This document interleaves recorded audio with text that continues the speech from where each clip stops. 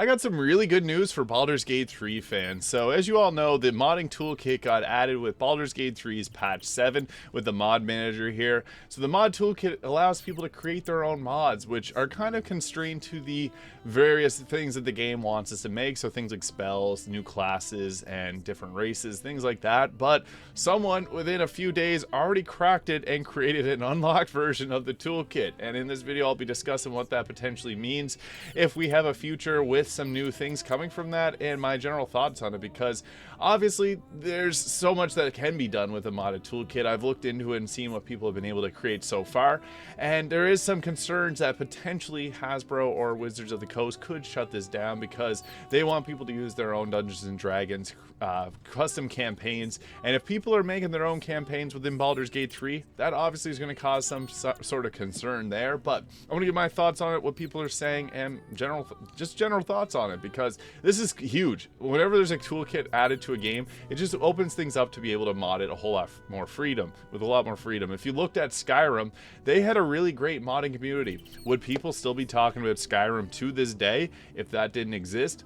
I don't think so, to be fully honest. The modding toolkit is what kept Skyrim and Fallout really. Fallout's got a cool, unique universe, but Skyrim, there's so many games that are similar to Skyrim and do it generally a little bit better than what Skyrim does. So the modding community is what keeps games alive and keeps them selling for years to come. So I think that this is going to be huge for Baldur's Gate 3, because the modding toolkit just allows us a lot more creative freedom, allows you to make your own types of spells, your own classes, and there's already tons of classes. I've covered 15 new classes and 70 new subclasses, so there's obviously a lot to be made there, with tons of new spells that I even got shown off in this video here. So you even got different spells like Erupting Earth, different 5e spells.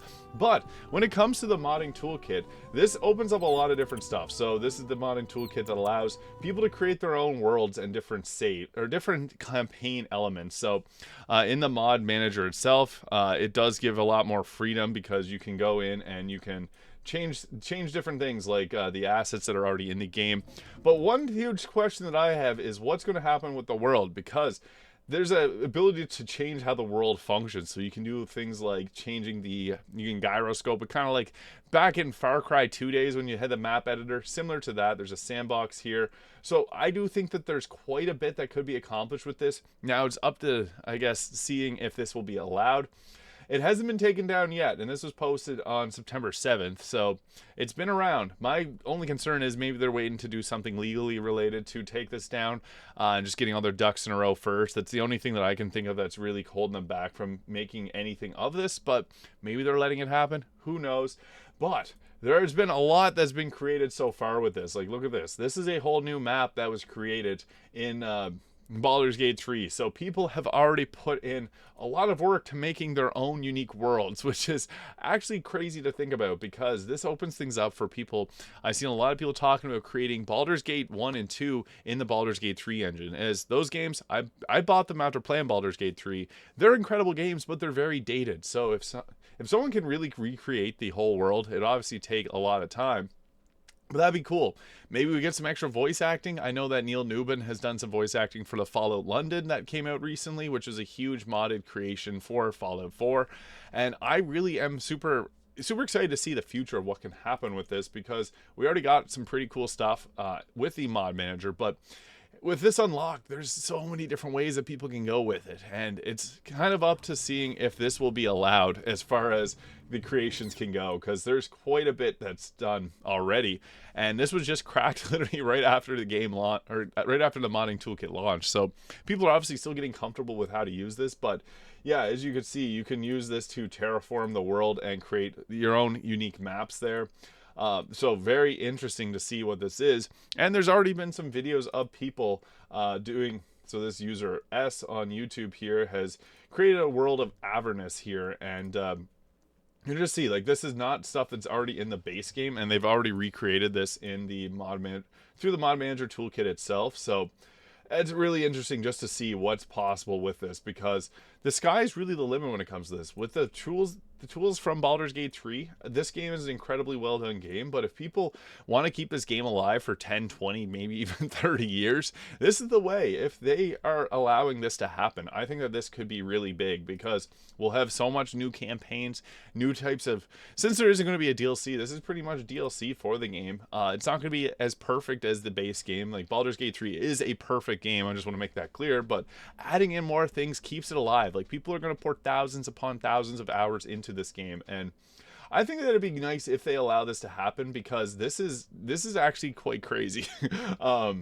Having the modding toolkit unlocked allows all these different worlds to be created. It allows people to come up with their own voice acting. It allows people to inject themselves into characters. If they want to create characters from Baldur's Gate 2 into Baldur's Gate 3, that is capable with this, because it's really unlocked. It basically allows you to do anything from the back end there, except for doing things with the executable files there. It's really allowing a lot of extra freedom that we didn't previously think that we were going to get with this. So again, this is the modding, this user S here, Baldur's Gate 3 Toolkit Unlocked, Player Trust Walkaround, and they just give it a nice look at what is to come here, because yeah, there's so much that can be done. I am mind blown at the thought of this, but my overall thoughts on what's going to come, I do think that it's possible that people could add in their own campaigns, have their own quest lines, have their own characters with voice acting. Now, when it came to Skyrim modding, people were able to create Skyrim voice acting by having the characters move their mouth. Wasn't as perfect. Baldur's Gate 3 does have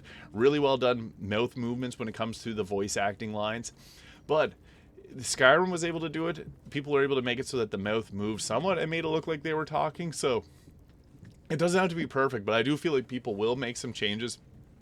Maybe they'll make changes to the game, the characters that are already in the game, like Elfrida the Bard. She's now, you can do a little glitch to make her a companion long term. Maybe people add in different quest lines for her and more voice acting and more things in related to the content that's already in Baldur's Gate 3, and then add more content to it.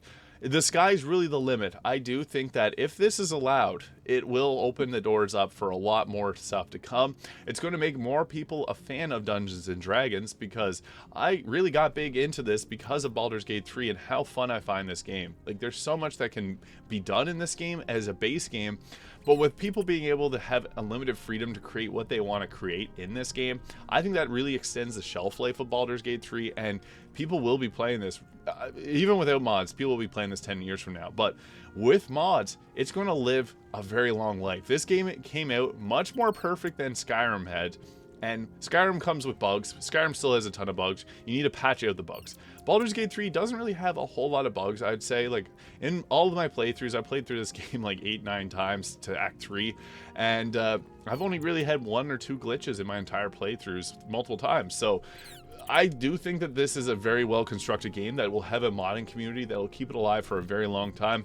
Whether that is new characters, new dialogue, new acting, new motion capture, like, people can get really creative, because the way that the modding toolkit works is it all comes in pack files, and that's how mods are created. It's all pack files. So we got a lot of pack files that people can now modify, add things to it, change things about them, change how characters react, change how their voices sound, change every little aspect of it. We've already seen some people mod in and make, like, I've seen a mod where Astarion's a girl and has like girl voice acting. So people could make crazy changes to stuff that's already in the game, add in their own unique campaigns. I'm curious to see what will happen here. Maybe there'll be the ability to make your own unique custom campaigns in here. I don't know. The sky's the limit. I'm curious to see what's going to happen with this, because it just opens the floodgates for so much more content to be made. And this game's already perfect, as I said. I think that Baldur's Gate 3 is the perfect game. So getting all this extra stuff would just extend it and make it a game that we'll be playing for years to come. Whether that is, like, obviously we got the ability to make new spells, new races, new classes, and all that, which is all fine and dandy, but adding in new maps, new areas to explore, new companions, new characters to engage with, new quest lines, new rewards, new everything. I think that this will make this game pretty much the most perfect game of all time. Adding in these little these sandbox like elements can really make a huge difference in how long people will stay engaged with this game. So I am curious to see, and I want to know more. Will they allow this to happen? Because there is the potential that Hasbro may just put the kibosh in this, stop it all right, because they want people to use their Dungeons and Dragons. But I do think if they allow this, this will get more people engaged in Dungeons and Dragons. It's going to make Hasbro look great if they allow this to happen. But it really just comes down to that. So we're going to see. Maybe there is some legal work happening right now where they're going to shut this all down. But for the meantime, it's exciting to think about it. So please let me know in the comments what you want to see next in Baldur's Gate 3. Your ideas. Let me know. I'm just curious because the sky really is the limit when it comes to Baldur's Gate 3. And this is a perfect game. So what's more perfect than adding more to it? So yeah, that's my thoughts on Baldur's Gate 3. I think there's some really great news coming for us all. And yeah, hit that subscribe button below if you found this video fun or useful. I'll see you all in the next video. Have a great day. Goodbye.